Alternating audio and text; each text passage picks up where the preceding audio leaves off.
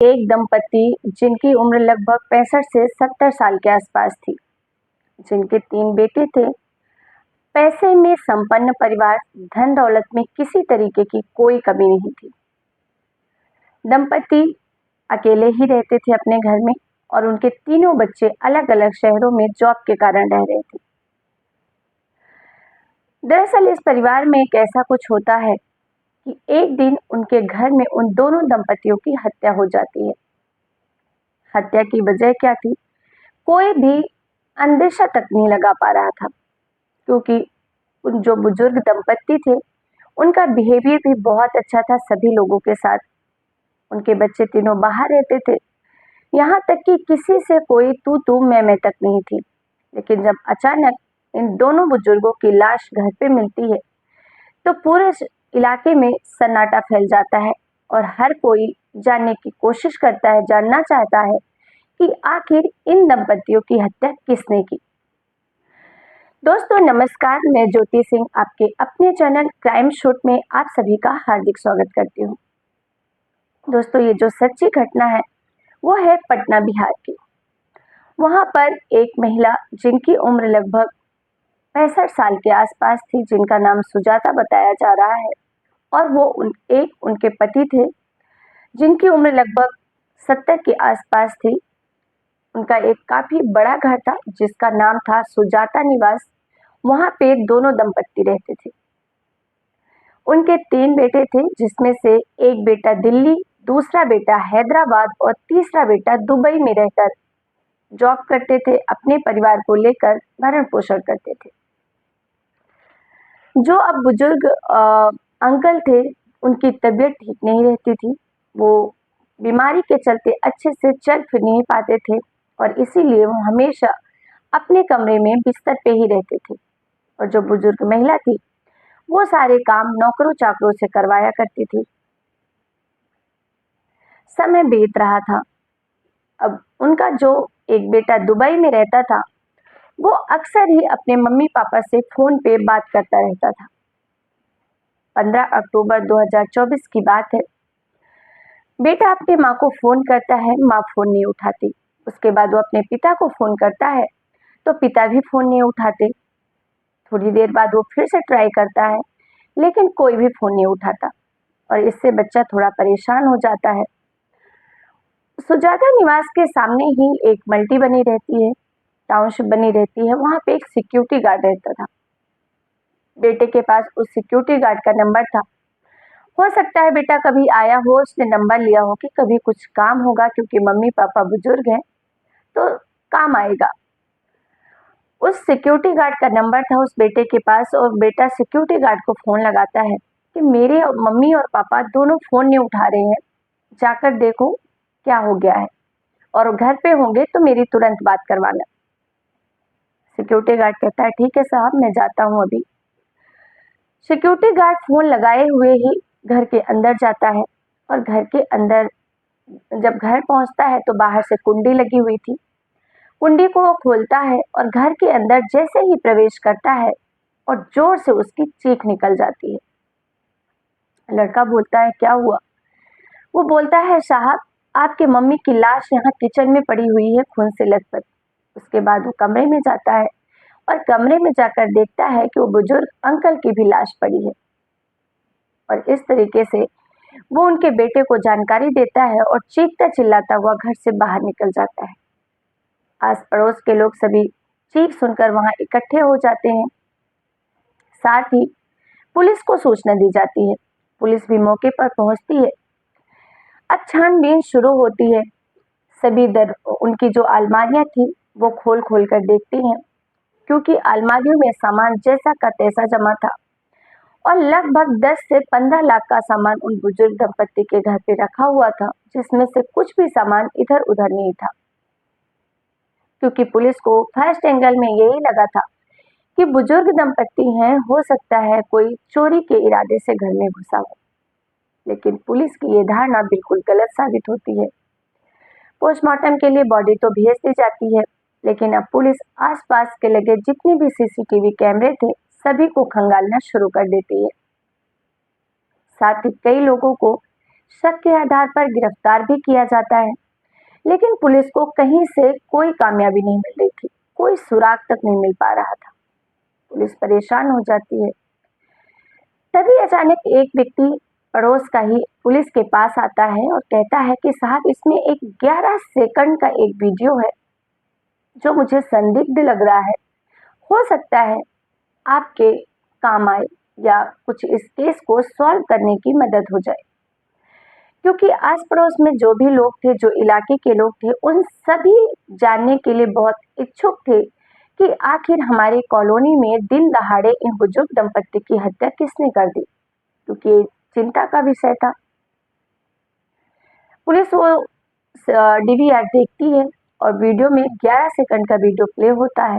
उसमें एक आदमी बाइक सवार रहता है जो वहां से निकलता है उनके घर की तरफ से। जो कपड़े वो पहना था उसको तो अच्छे से पहचाना जा रहा था कि उसने किस तरीके की शर्ट पहनी है और कैसा पैंट पहना है, लेकिन उसका चेहरा बिल्कुल भी समझ में नहीं आ रहा था। यानी ये समझिए कि ये जो केस में तफ्तीश चल रही थी पूरी तरीके से अंधा मर्डर था, कहीं से कोई सुराग नहीं था। तभी जो आसपास मोहल्ले में रहने वाले लोग होते हैं उनको बुलाकर पूछताछ की जाती है कि क्या तुम इस आदमी को पहचानते हो। आसपास के लोग उसे पहचान लेते हैं और वो कहते हैं कि हाँ, ये तो अमित भैया है जिनकी किराने की शॉप है। इतना कहना था कि पुलिस के लिए प्राइम सस्पेक्ट वही अमित हो जाता है। और अब पुलिस अमित के दुकान पर जाती है और उससे पूछताछ शुरू करती है, क्योंकि आस पड़ोस वालों का कहना था कि ये अमित है, आपको पूछताछ करनी है तो आप कर सकते हैं, लेकिन ये ऐसा नहीं कर सकता, क्योंकि ये जो अमित है वो अक्सर ही इन बुजुर्ग दंपत्ति के घर आता था, इनकी हेल्प करता था, कुछ भी काम होता था बाहर का छोटा मोटा वो सब करता था, इसलिए ये तो नहीं कर सकता। खैर, पुलिस के लिए तो हर इंसान शक के आधार पे रहता है, जो भी जिनका मर्डर होता है, जो उनके घर परिवार से जुड़ा होता है। और इसी तरीके से इसी को आधार मानते हुए पुलिस अमित से पूछताछ शुरू करती है। अमित से जब पूछताछ की जाती है तो अमित कहता है, हाँ, मेरी तो बात अक्सर आंटी से होती रहती थी और मेरा हमेशा उनके घर आना जाना रहता था, क्योंकि वो मुझे अपने बेटे के जैसा मानती थी और उनका कुछ छोटा मोटा जो काम रहता था वो मैं कर दिया करता था। पुलिस अंधेरे में तीर चलाती है, यानी बिना कुछ जाने समझे शक के आधार पर एक क्वेश्चन करती है। पुलिस कहती है कि ये सब तो मुझे पता है कि तुम आंटी के घर जाते थे, काम करते थे, लेकिन तुमने इन दोनों की हत्या क्यों की, मुझे ये जानना है। इसके आगे की कहानी क्या है वो मुझे बताओ, ये सब मत बताओ। अब उस दोस्तों कहते हैं ना कि चोर में जान ही कितनी होती है, बस यही कुछ हुआ अमित के साथ।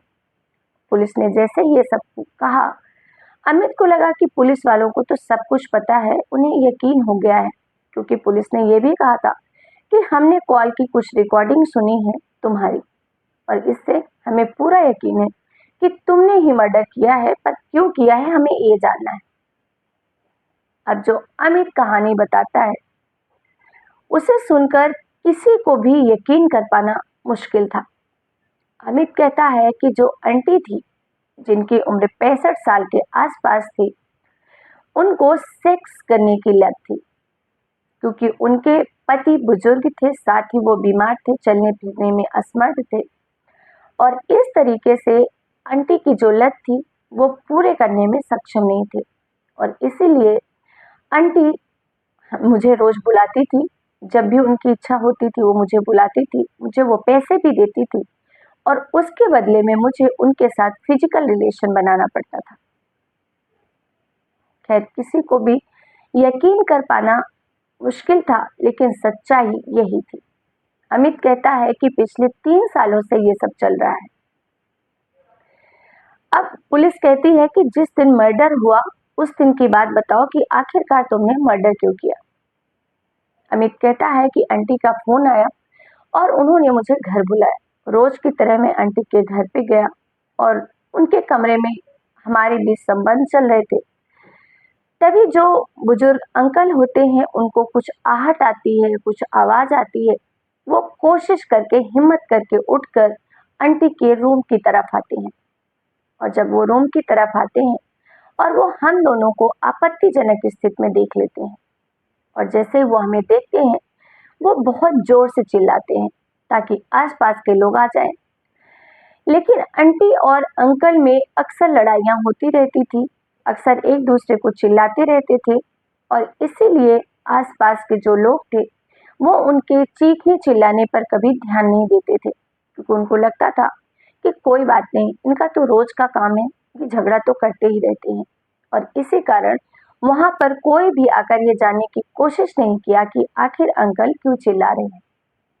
अंकल जैसे ही देखकर चिल्लाते हैं, अमित होता है वो तुरंत भागकर अंकल का मुंह पकड़ लेता है, यानी मुंह दबा लेता है ताकि वो दूसरी बार ना चिल्ला पाए, और मुंह दबाकर उनको बिस्तर पर पटक देता है और उनको मारने लग जाता है। बिस्तर पर जब पटक कर वो मारने लग जाता है, अब अंकल बुजुर्ग भी, साथ में बीमार भी।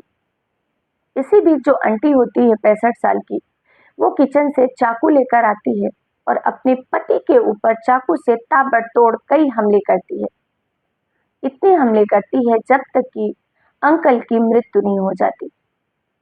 और अंकल के मारने के बाद चक्कू को उनके सीने से निकालते हुए कहती है, और आराम से वहां बैठ जाती है और अमित से कहती है कि तुम्हें घबराने की कोई जरूरत नहीं है, इनका काम तमाम कर दिया है मैंने, ये रोज रोज का चिक चिक छुपना छुपाना ही खत्म हो गया, अब हमें रोकने टोकने वाला कोई भी नहीं है। और जाकर किचन में उस चाकू में लगा हुआ खून आराम से धोने लगती है। अमित देखता है उसके हाव भाव। अमित जब आंटी को देखता है और उसे ये फील होता है कि आंटी ने अपने पति की हत्या कर दी, और इस बात से आंटी के माथे पे सिकन तक नहीं है, ना ही उनको किसी तरीके का डर है और ना ही उनको किसी तरीके की कोई चिंता है। आंटी यही कहती है कि लाश की चिंता मत करो, मैं कहीं ना कहीं ठिकाने लगा दूं, तुम्हें डरने की कोई जरूरत नहीं। अमित ये सब बड़े इत्मीनान से देख रहा था, और उसके मन में अचानक एक ख्याल आता है कि ये आंटी जब अपने पति को मारकर इतनी आसानी से, जैसे कुछ हुआ ही नहीं है, कल को ऐसा नहीं हो कि या तो ये आंटी मुझे मार दे और या तो ये बात सबके सामने आ जाए, क्योंकि अमित की उम्र महज 31 साल की थी, जो उस आंटी के बेटों से भी कम थी। और यही सब सोचकर अमित सोचता है कि क्यों नहीं इस आंटी को ही मार दी जाए, ये सारा का सारा फसाद ही खत्म हो जाएगा। अब वो इसी इरादे से उठता है और जाकर आंटी जो किचन में चाकू धो रही थी उसका पीछे से मुंह दबा लेता है ताकि वो चिल्ला ना पाए। और जैसे ही वो मुंह दबाता है, आंटी उसके हाथ में बहुत जोर से काट देती है, और इसके कारण अमित की भी चीख निकल जाती है। और इस कारण अमित को बहुत गुस्सा भी आ जाता है, और उसी गुस्से में वो चाकू, वहीं जो आंटी धो रही थी वही चाकू उठाता है और आंटी के ऊपर ताबड़तोड़ कई हमले करता है, जब तक कि आंटी की मौत नहीं हो जाती, और वहीं आंटी गिरकर दम तोड़ देती है। उसके बाद अमित इत्मीनान से घर के बाहर निकलता है, जाकर अपनी दुकान पे बैठ जाता है जैसे कि कुछ हुआ ही नहीं, सब कुछ नॉर्मल था। जाकर अपनी दुकान में बैठता है, दुकान चलाता है, शाम को रोज की तरह जैसे वो दुकान बंद करता था वैसे दुकान बंद करता है, और ये सब एक नॉर्मल रूटीन के जैसा था। और इसी बीच पुलिस खोजबीन करते हुए अमित तक आखिरकार पहुंच ही जाती है, और इस सारे घिनौनी हत्याकांड का खुलासा होता है। खैर, इसमें क्या ही कह सकते हैं, क्योंकि ये घटना ऐसी है कि इसमें आप क्या कहें कि 65 साल की जो बुजुर्ग महिला थी, उनके अंदर इतनी वासना थी कि उस वासना के चलते ना तो उन्होंने अपनी उम्र का लिहाज किया, ना उन्होंने उस लड़के की उम्र का लिहाज किया, क्योंकि उनकी उम्र 65 साल और उस लड़के की उम्र 31 साल थी, जो कि उम्र में आंटी के बेटों से भी कम का था। और उनके साथ आंटी को प्यार हो जाता है और उसके साथ नाजायज संबंध बनाती हैं, और नाजायज संबंध के चक्कर में वो खुद अपने पति की जान लेती हैं और लास्ट में उनको खुद ही अपनी जान से हाथ धोना पड़ सकता है। खैर दोस्तों, अंत में मैं यही कहना चाहूंगी कि अवैध रिश्ते चाहे कितने भी शातिराना तरीके से की जाए, वो हमेशा उनका जो अंत होता है वो परिवार के लिए नुकसानदायक ही होता है। दोस्तों, इस घटनाक्रम को सुनाने का उद्देश्य किसी की भी भावनाओं को आहत करना नहीं है, बल्कि आप सभी को सचेत करना है, सतर्क करना है, जागरूक करना है। सुरक्षित रहिए, सतर्क रहिए, जितना ज्यादा हो सके अपना और अपनों का ख्याल रखिए। फिर मिलेंगे एक नई सच्ची क्राइम घटना के साथ। तब तक के लिए आप सभी का बहुत बहुत धन्यवाद।